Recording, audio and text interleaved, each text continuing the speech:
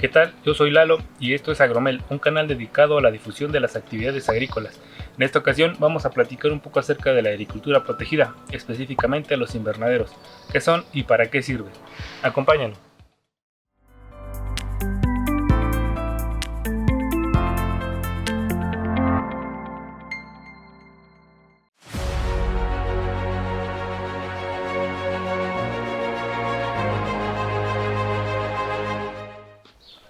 ¿Pero qué es un invernadero? Bueno, pues un invernadero es una construcción física que le brinda a los cultivos las condiciones adecuadas para su óptimo desarrollo, minimizando en gran manera la dependencia de factores o condiciones externos que puedan influir en su producción.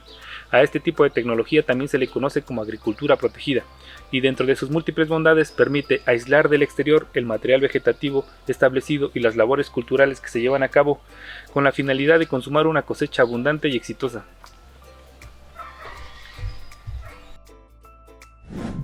La agricultura protegida surgió por la necesidad de producir alimentos en regiones con climas extremos, sobre todo en zonas con bajas temperaturas, como en el caso de Holanda. Sin embargo, este tipo de tecnología también se desarrolló en regiones con escasez de agua, como en Israel, de tal manera que esta actividad se pensó para proteger a los cultivos de las inclemencias del tiempo, plagas y enfermedades, y actualmente ayuda a la agricultura a mitigar los estragos del cambio climático.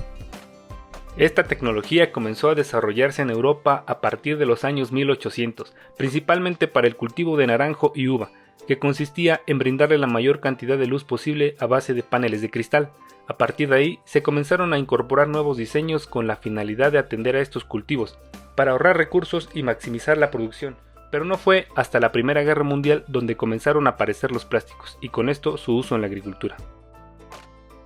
Según los registros, los primeros invernaderos que se instalaron en México fueron a principios de la década de los 90, con materiales de cristal importados desde Holanda, junto con el grower, o conocido también como el director del invernadero, quienes eran traídos desde ese país para desarrollar las actividades en el invernadero y que en aquellos tiempos estas personas no tenían formación profesional en la agronomía y desconocían por completo el aspecto climático del país, lo que ocasionó que la mayoría de estos proyectos fracasaran, ya que ese tipo de invernaderos estaba diseñado para las inclemencias climáticas de Holanda, pero no de México.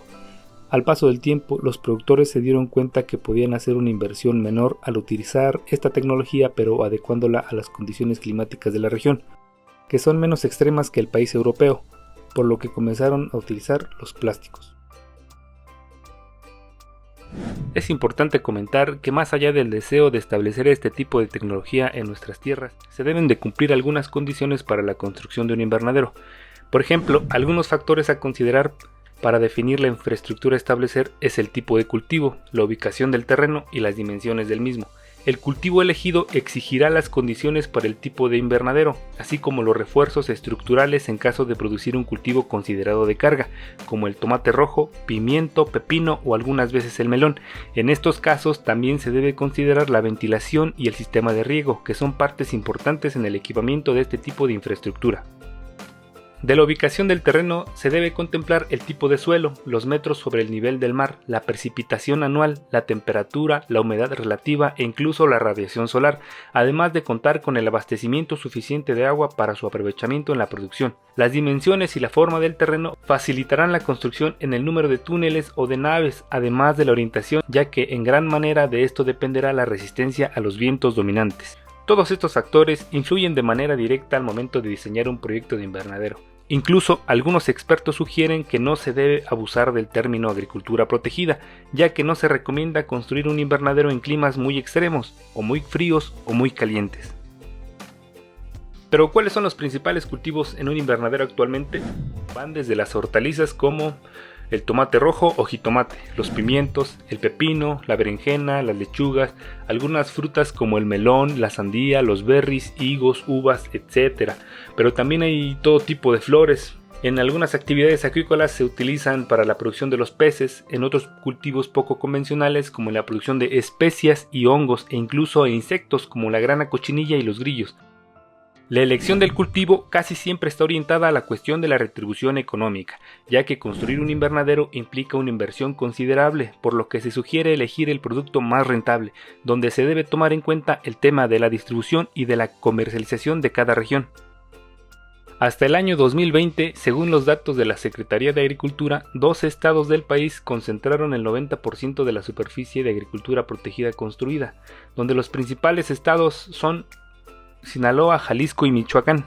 De estas construcciones de agricultura protegida, el 66% representa la construcción de invernaderos, el 11% macrotúneles, 10% casa sombra, 5% microtúneles, 5% techo sombra y el 3% pabellón, donde el estado de Sinaloa encabeza el primer lugar en la construcción de invernaderos. Cabe mencionar que el auge que ha tenido este tipo de tecnología ha logrado que la superficie instalada a nivel nacional se haya incrementado considerablemente.